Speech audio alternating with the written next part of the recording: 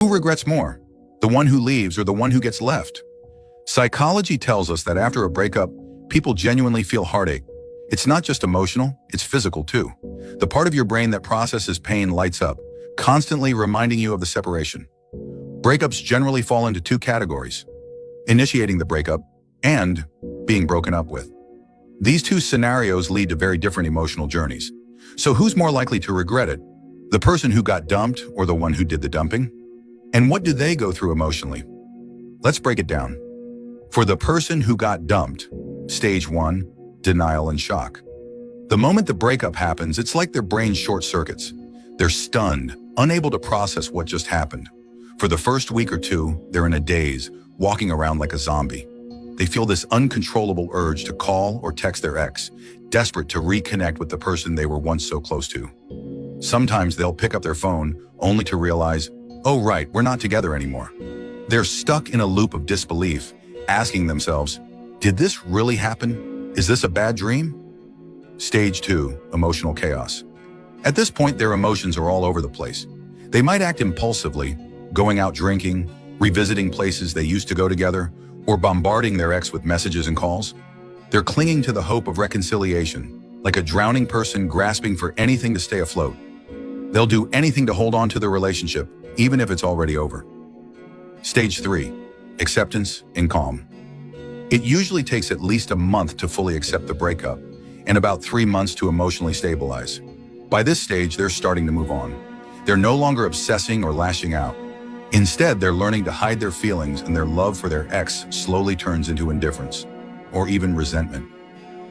For the person who initiated the breakup, stage 1, freedom and relief. People who initiate breakups usually do so for a few reasons.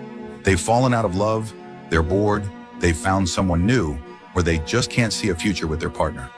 In the first stage after the breakup, they feel a sense of freedom. It's like a bird finally escaping its cage. They're excited to embrace their new single life, full of possibilities. It's like graduating from school. There's a mix of joy, excitement, and a little nervousness about what's next. Stage 2, reflection. After the initial high wears off, they start to reflect. They might wonder if they made the right decision. Thoughts like, are they mad at me? Might cross their mind, but they quickly brush them off, thinking, we weren't right for each other anyway. It was bound to happen. Stage 3, regret. Here's the irony. As time goes on, the person who initiated the breakup starts to miss their ex more and more. If they've jumped into a new relationship, they might realize that their ex was the one who truly loved them. They start to regret their decision, feeling a deep sense of loss. They're torn between wanting to reach out and fix things and fearing rejection or embarrassment. Thoughts like, what if they hate me now? Keep them stuck in a cycle of regret. The psychology behind it. There's a concept in psychology called the sunk cost fallacy. The more you invest in something, like a relationship, the harder it is to let go. When a relationship ends, all the time, energy and emotions you poured into it feel wasted, making the pain even sharper. Then there's the white bear effect. The more you try not to think about someone, like an ex, the more they occupy your mind.